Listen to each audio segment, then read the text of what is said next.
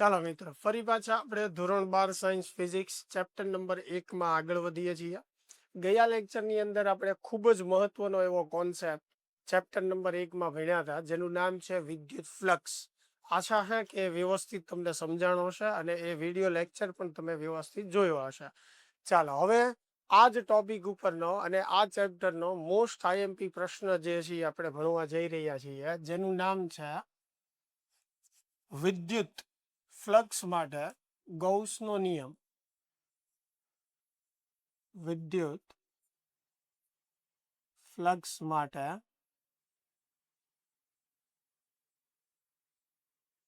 ગૌસનો નિયમ. અને થિયરીની દ્રષ્ટિએ પણ આઈએમપી પ્રશ્ન છે, એટલે ખાસ બોર્ડની પરીક્ષાને ધ્યાનમાં રાખીને આ પ્રશ્ન જે છે આપણે પાકો કરી નાખવાનો છે. ચાલો એની માટે જે છે આપણે એક બિંદુવત ક્યુ વિદ્યુતભાર જે છે એ વિચારીએ. બરોબર છે.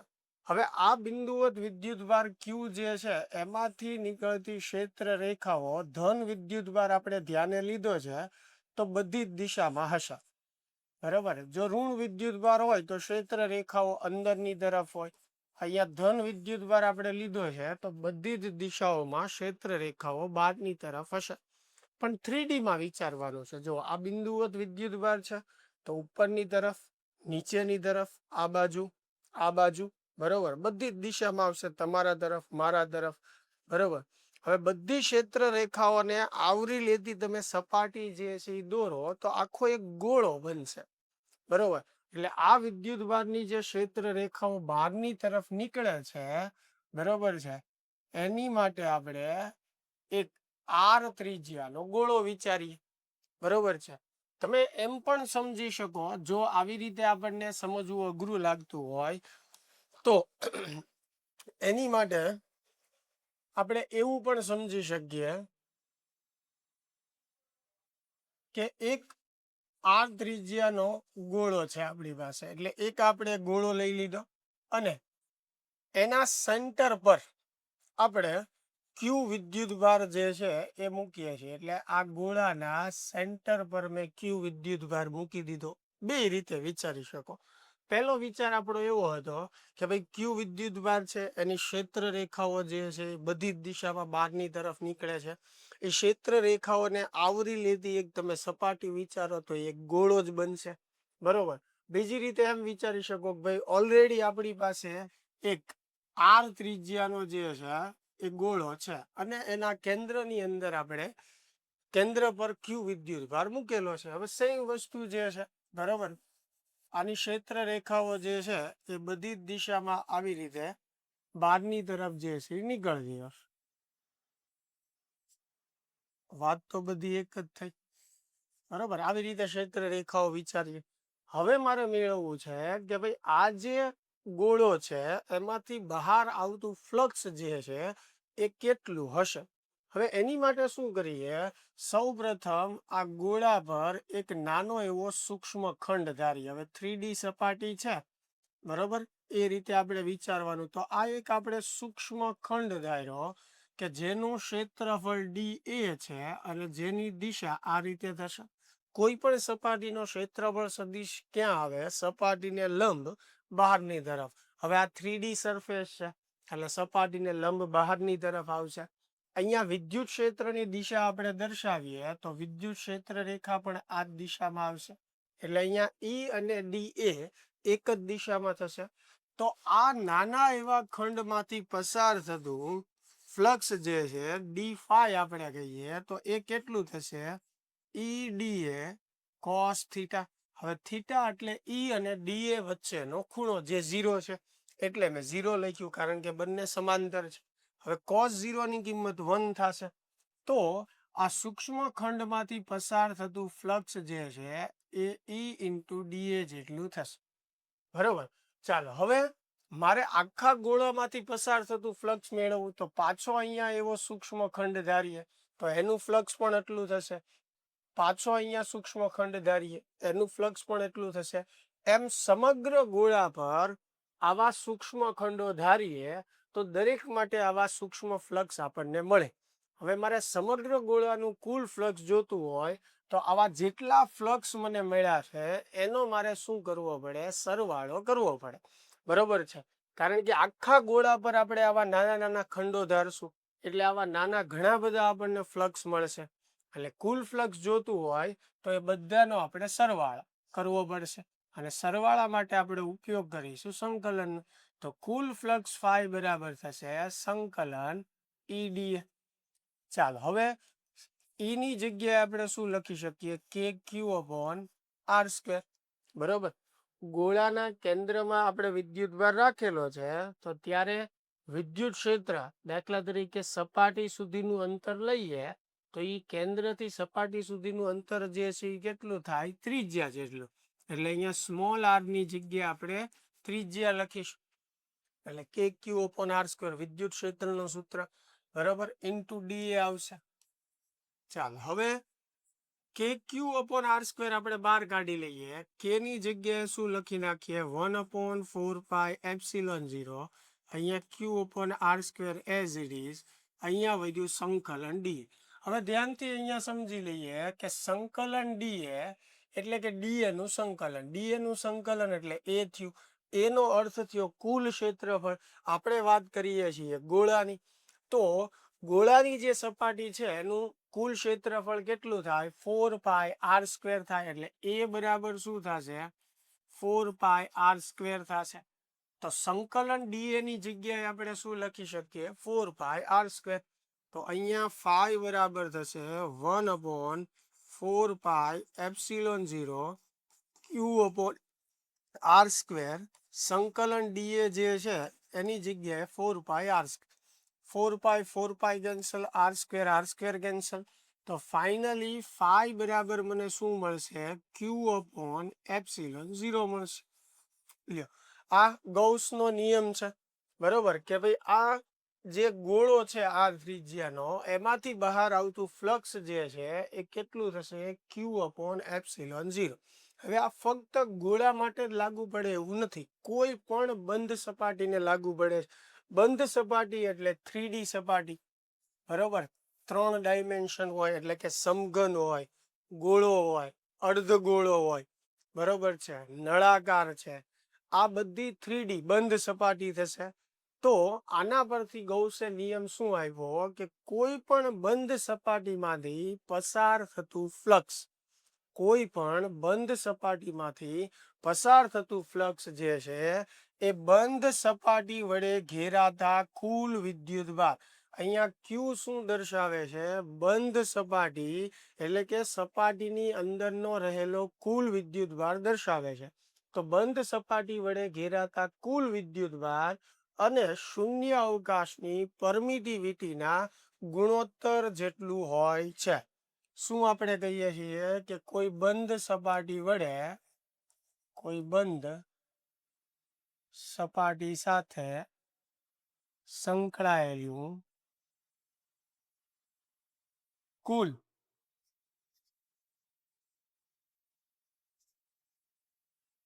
વિદ્યુત ફ્લક્સ એ બંધ સપાટી વડે ઘેરાતા કુલ વિદ્યુતભાર અને શૂન્ય અવકાશની પરમિટિવિટીના ગુણોત્તર જેટલું હોય છે. લ્યો, આ ગૌસનો નિયમ છે. એટલે આ સૂત્રમાં આપણે જે ક્યુ લખીએ છીએ એ સપાટીની અંદર રહેલો કુલ વિદ્યુતભાર છે. એટલે તમે આને આમ પણ યાદ રાખી શકો, સિગ્મા ક્યુ અપોન એપ્સિલોન 0, સપાટીની અંદરનો કુલ વિદ્યુતભાર. હવે જરૂરી નથી કે દરેક વખતે સપાટીની અંદર એક જ વિદ્યુતભાર હોય, એક કરતા વધારે પણ હોઈ શકે. એટલે જ અહીંયા આપણે શબ્દ વાપર્યો સપાટીની અંદરનો કુલ વિદ્યુતભાર. બહારનો વિદ્યુતભાર લેવાનો નથી, સપાટીની અંદરનો વિદ્યુતભાર લેવાનો છે. તો ગૌસનો નિયમ શું કહે છે આપણને કે જો સપાટી વડે કંઈક વિદ્યુતભાર ઘેરાતો હોય તો ફ્લક્સ ક્યુ બાય એપ્સિલોન 0 જેટલું થાય. જો સપાટીની અંદરનો કુલ વિદ્યુત ભાર શૂન્ય હોય તો ફ્લક્સ પણ શૂન્ય થાય. બરોબર. તો જો આપણને નિયમ પૂછે છે કે ભાઈ વિદ્યુત ફ્લક્સ માટે ગૌસનો નિયમ લખો અને તારવો, તો અહીંયા સુધી આપણે થિયરીમાં કરવાનું હોય. કોડની દ્રષ્ટિએ આપણે સમજીએ તો હવે આમાંથી નાના નાના પ્રશ્નો કેવા આપણને પૂછાય, ટ્રીકી પ્રશ્નો. સૌથી પહેલું આપણને એવી રીતે ઘણીવાર પૂછી શકે કે ભાઈ ધારો કે કોઈ બંધ સપાટી વડે ખેરાતું ફ્લક્સ શૂન્ય છે, એટલે કે બંધ સપાટીનું ફ્લક્સ શૂન્ય છે, તો શું એનો અર્થ એવો થયો કે એની અંદર કોઈ વિદ્યુત ભાર નથી? બરોબર. એટલે કે સપાટીનું ફ્લક્સ શૂન્ય હોય તો અંદર કોઈ વિદ્યુત ભાર નથી એવું આપણે કહી શકીએ? તો એવું ન કહી શકાય. જો ફ્લક્સ શૂન્ય થવાનું કારણ શું છે, તો કે ફ્લક્સનું સૂત્ર છે Q/ε0. તો Q0 હોય તો phi 0 થાય. હવે અહીંયા Q એટલે સપાટીની અંદરનો કુલ વિદ્યુત ભાર. હવે સમજો કે ધારો કે આની અંદર +2 કુલમ અને -2 કુલમ વિદ્યુત ભાર હોય, તો અહીંયા સપાટીનો કુલ વિદ્યુત ભાર એટલે અંદર રહેલા વિદ્યુત ભારનો સરવાળો કરવાનો. તો અંદર રહેલા વિદ્યુત ભારનો સરવાળો શૂન્ય થઈ જશે, એટલે ફ્લક્સ શૂન્ય થાય છે. તો જ્યારે પણ ફ્લક્સ શૂન્ય થાય તો બે અર્થે આપણે વાત કરી શકીએ કે ભાઈ એક તો એની અંદર જો વિદ્યુત ભાર ન હોય તો ફ્લક્સ શૂન્ય થઈ શકે. બરોબર છે. હંમેશા એવું ન હોય. બરોબર છે. પણ ફ્લક્સ શૂન્ય થવાનું સામાન્ય એક રીઝન એવું થયું કે સપાટીની અંદર કોઈ વિદ્યુત ભાર જ નથી, તો ફ્લક્સ શૂન્ય હોઈ શકે. બીજું રીઝન એવું પણ છે કે વિદ્યુત ભાર તો હોય પણ કુલ વિદ્યુત ભાર કેવો થાય? શૂન્ય થાય, તો પણ ફ્લક્સ જે છે એ શૂન્ય થઈ શકે. બરોબર. એટલે આ વાત ખાસ મગજમાં રાખવાની કે ફ્લક્સ 0 હોય ત્યારે બે રીતે આપણે વાત કરી શકીએ. અંદર વિદ્યુત ભાર ન પણ હોય અથવા અંદર વિદ્યુત ભાર હોય પણ ટોટલ વિદ્યુત ભાર જે છે કેવો હોય? શૂન્ય. બરોબર. ચાલો બીજો આમાંથી જે પ્રશ્ન નીકળે કે ભાઈ જે સપાટી આપણે લીધી છે, જેમ કે અહીંયા આપણે ગોળો લીધો છે, તો ગોળાની ત્રિજ્યા જે છે મેં r કરી. હવે ગોળાની ત્રિજ્યા આપણે 2r કરીએ, ડબલ કરીએ. એટલે સમજો કે આ જે ગોળો છે એની ત્રિજ્યા r છે. આ અહીંયા કેન્દ્રમાં વિદ્યુત ભાર છે અને એમાંથી બહારની તરફ નીકળતી આ ક્ષેત્ર રેખાઓ છે. બરોબર.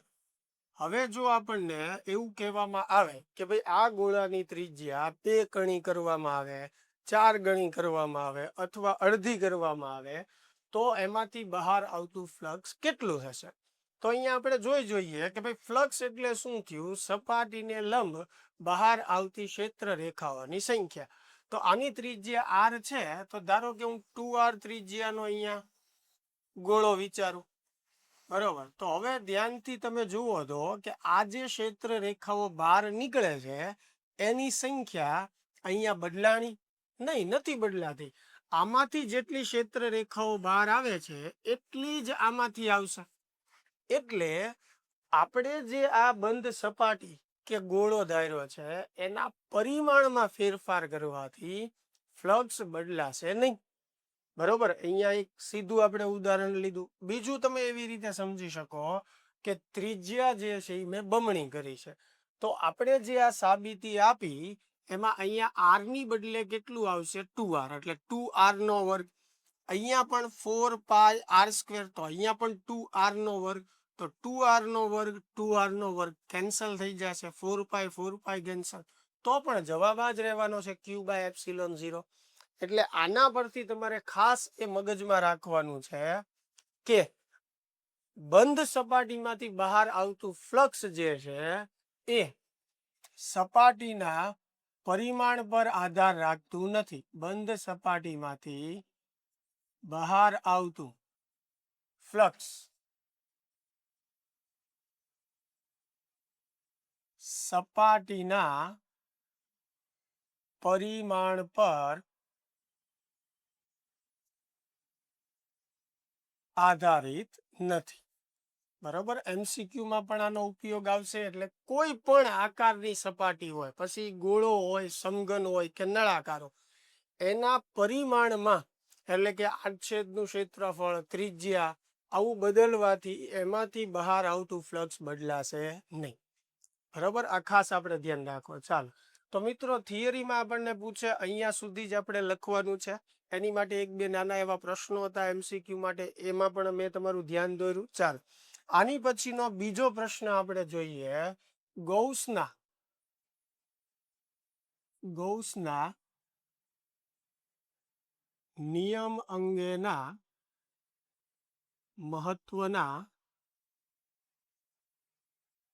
મુદ્દાઓ. ચાલો, આપણે જે નિયમ તાર્યો ગૌસનો નિયમ કે ફાઈ બરાબર Q/ε0, બરોબર, અને ફાઈની જગ્યાએ એક આપણે સૂત્ર લખી શકીએ E/A. એટલે આ સૂત્ર આખું આવી રીતે લખી શકાય, E/A બરાબર Q/ε0. તો આ જે સૂત્ર છે એમાં કઈ બાબતોનું આપણે ધ્યાન રાખવાનું છે, અથવા તો આ સૂત્ર આપણને શું સૂચવે છે, ગૌસનો નિયમ આપણને શું કહેવા માંગે છે, એ આપણે સમજવાનું. સૌથી પહેલી વાત જે છે કે સમીકરણ 1 ની અંદર જે આ Q છે એ દર્શાવે છે સિગ્મા Q. સિગ્મા Q એટલે કે બંધ સપાટીની અંદરનો કુલ વિદ્યુતભાર. એટલે ગૌસના નિયમમાં Q જે છે એ શું દર્શાવે છે? બંધ સપાટી વડે ઘેરાતો કુલ વિદ્યુતભાર, એટલે કે એની અંદરનો વિદ્યુતભાર લેવાનો. દાખલા તરીકે આવી કોઈ આપણને સપાટી આપી છે, એની અંદર આવી રીતે એક કરતા વધારે વિદ્યુતભારો છે અને બહારની બાજુ પણ વિદ્યુતભારો છે. તો જ્યારે હું આ બંધ સપાટીનું ફ્લક્સ મેળવતો હોઉં ત્યારે મારે ફક્ત કયા વિદ્યુતભાર લેવાના છે? અંદરના જ, બહારના વિદ્યુતભાર ગણતરીમાં લેવાના નથી. અને અંદર પણ જ્યારે એક કરતા વધારે વિદ્યુતભાર હોય ત્યારે દરેક વિદ્યુતભારનો આપણે શું કરવાનો છે? સરવાળો કરવાનો. બરોબર, તો જે ધન હોય એ ધન લેવાનું છે, ઋણ હોય ઋણ. તો 3 માંથી 2 જશે, 1 વત્તા 4 એટલે 5. તો અહીંયા સિગ્મા Q જે છે એ કેટલું આવશે? 5 કુલમ. એટલે આ સૂત્રની અંદર આપણે Q બરાબર કેટલું મૂકશું? 5 કુલમ મૂકશું. આ તો એક આપણે એક્ઝામ્પલ લીધું, જે કાંઈ આપણને આપેલું હોય પ્રશ્નમાં. મૂળ આપણે યાદ રાખવાનું છે કે ફ્લક્સની ગણતરી માટે આપણી પાસે બે સૂત્રો છે. એક ફાઈ બરાબર Q/ε0 અને એક ફાઈ બરાબર E/A. તો જ્યારે હું આ સૂત્રથી ગણતરી કરું છું તો એમાં મને જરૂર પડશે વિદ્યુતભારની, અને વિદ્યુતભાર બંધ સપાટીની અંદરનો લેવાનો. ક્લિયર થાય છે? હવે ફ્લક્સની ગણતરી જે છે એ આપણે આ સૂત્રથી પણ કરી શકીએ. બરોબર, એટલે બીજો મુદ્દો આપણો મહત્વનો એ છે કે ભાઈ ફ્લક્સનું સૂત્ર E/A પણ થાય. તો આમાં જે E છે, વિદ્યુત ક્ષેત્ર જેને આપણે કહીએ છીએ, એ વિદ્યુત ક્ષેત્ર અહીં E બંધ સપાટીની અંદર અને બહાર રહેલા બધા જ વિદ્યુતભારોનું વિદ્યુત ક્ષેત્ર દર્શાવે છે. ચાલો, આ મુદ્દો આપણે મગજમાં રાખવાનો છે કે જો E/A થી આપણે ફ્લક્સની ગણતરી કરીએ છીએ તો એમાં જરૂર પડશે વિદ્યુત ક્ષેત્રની. તો એ વિદ્યુત ક્ષેત્ર જે છે એ કોનું છે? તો કે અંદર અને બહાર રહેલા દરેક વિદ્યુતભારનું. એટલે આ બંધ સપાટીની આપણે વાત કરતા હોઈએ તો ક્ષેત્ર આ ત્રણેયનું પણ આવશે અને આ બહાર જે બે વિદ્યુતભાર છે એનું પણ આવશે. એટલે કે અંદર અને બહારના જે બધા વિદ્યુતભારો છે એનું નેટ વિદ્યુત ક્ષેત્ર છે. એટલે અંદર અને બહારના દરેક વિદ્યુતભારનું ક્ષેત્ર આપણે પરિણામી ગણવું પડે અને અહીંયા આપણે E મૂકવું પડે. બરોબર, જ્યારે વિદ્યુતભારમાં કેવું છે? વિદ્યુતભાર ફક્ત અંદરના જ લેવાના, જ્યારે ક્ષેત્ર જે છે અંદર અને બહારના તમામ વિદ્યુતભારોનું છે. ખ્યાલ આવે છે? ચાલો, ત્રીજો મુદ્દો જે છે એ છે કે ગૌસનો નિયમ સમમિત આકાર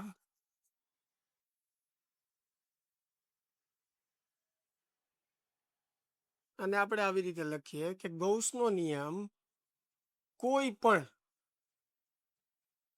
આકારની બંધ સપાટી માટે સાચો છે. અને અહીંયા આપણે સાઈડમાં લખશું સમમિતિ ધરાવતા. બરોબર, એટલે ભેગું કરીને લખવું હોય તો તમે એમ પણ લખી શકો કે ગૌસનો નિયમ સમમિતિ ધરાવતા કોઈ પણ આકારની બંધ સપાટી માટે સાચો છે. હવે સમમિતિ અને બંધ આકાર શું છે કે બંધ સપાટી શું છે એ ધ્યાનથી સમજી લો. બંધ સપાટી એટલે 3D સરફેસ વિચારવાની છે, 2D સરફેસ નહીં. બરોબર, બંધ સપાટી અને સમમિતિ. તો સમમિતિ એટલે વિદ્યુતભાર જે છે એ જે બંધ સપાટી છે એના કેન્દ્રમાં હોવો જોઈએ. દાખલા તરીકે આ સમઘન છે તો આ સમઘનના કેન્દ્રમાં ક્યુ વિદ્યુતભાર છે, એટલે આ બંધ સપાટી થઈ. બંધ સપાટી એટલે 3D કોઈ પણ સરફેસ, સમઘન હોય, ગોળો હોય, નળાકાર હોય, શંકુ હોય, 3D કોઈ પણ આકારને આપણે બંધ સપાટી કહી શકીએ. અને આ બંધ સપાટીના કેન્દ્રમાં વિદ્યુતભાર હોય. હવે કેન્દ્રમાં હોય તો દરેક તરફ એક સરખા ભાગ જ આવશે, એટલે આને સમમિતિ કહેવાય. બરોબર છે, એટલે સમઘનના કેન્દ્રમાં હોય. ધારો કે તમને કોઈ ગોળો આપેલો હોય, આ ગોળો છે, એના કેન્દ્રમાં વિદ્યુતભાર હોય. નળાકાર આપેલો હોય, એના કેન્દ્રની અંદર વિદ્યુતભાર હોય. બરોબર, તો આ તમામ બંધ સપાટી જે છે એ કેસમાં તમે જુઓ કે વિદ્યુતભાર કેન્દ્રમાં છે, એટલે આ સમમિતિ થઈ.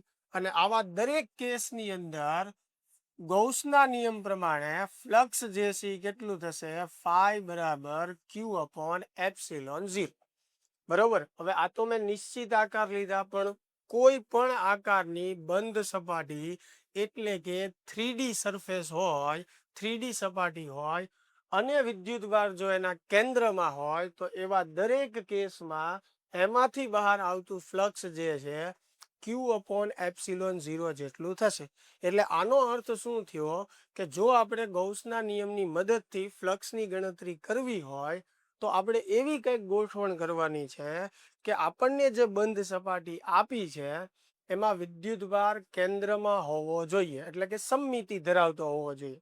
અથવા એવું ન હોય તો આપણે આસપાસ એવી વિચારધારા ઊભી કરવાની છે કે ભાઈ આ વિદ્યુતભાર કોઈ વસ્તુના સેન્ટરમાં છે.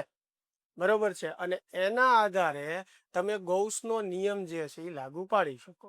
અત્યારે બહુ આમાં ડિટેલમાં નથી જતા, પણ સરળ તમને હું એટલું સમજાવું. જ્યારે પણ આપણે આ નિયમ લાગુ પાડવો હોય તો એની માટેની શરત એ છે કે બંધ સપાટી હોવી જોઈએ અને બંધ સપાટીના કેન્દ્રમાં વિદ્યુતભાર હોવો જોઈએ. તો એનું ફ્લક્સ કેટલું થાય? ક્યુ અપોન એપ્સિલોન 0. પછી કોઈ પણ આકારની બંધ સપાટી હોય. ચાલો, આ વાત ક્લિયર થાય છે. તો ગૌસના નિયમ માટે એટલા મુદ્દાઓ આપણે જે છે એ મગજમાં રાખવાના છે. આગળ જતા આપણે ગૌસના નિયમના ઉપયોગો પણ શીખશું. એટલે કે ગૌસના નિયમની મદદથી આપણે વિદ્યુત ક્ષેત્રની પણ ગણતરી કરી શકીએ છીએ. એટલે ગૌસના નિયમની મદદથી વિદ્યુત ક્ષેત્રની ગણતરી અમુક કિસ્સામાં ખૂબ સરળ બને છે. અને જ્યારે પણ આપણે વિદ્યુત ક્ષેત્રની ગણતરી કરીએ ગૌસના નિયમની મદદથી ત્યારે એક બંધ સપાટી ધારવામાં આવશે અને એ બંધ સપાટીને ગૌસિયન સપાટી કહેવાય. બરોબર, કારણ કે મૂળ ધારવામાં આવતી એક સપાટી છે, પણ આપણે ગૌસના નિયમનો ઉપયોગ કરીએ છીએ એટલે એ સપાટીને નામ આપી દીધું ગૌસિયન સપાટી. બરોબર, એમાં કઈ નવીન છે નહીં. ચાલો, તો એટલા 4-5 મુદ્દાઓ આપણે ગૌસના નિયમ માટે યાદ રાખવાના છે. થિયરીમાં પણ આપણને પૂછી શકે કે ગૌસના નિયમ અંગેના મહત્વના મુદ્દાઓ જણાવો. તો સૌથી પહેલો મુદ્દો કે ગૌસના નિયમમાં આવતો ક્યુ એ બંધ સપાટી વડે ઘેરાતો કુલ વિદ્યુતભાર દર્શાવે છે. પછી ગૌસના નિયમમાં આવતો જે ઈ વિદ્યુત ક્ષેત્રનો ઈ છે એ સપાટીની અંદર અને બહારના જે વિદ્યુતભારો છે એનું વિદ્યુત ક્ષેત્ર દર્શાવે છે.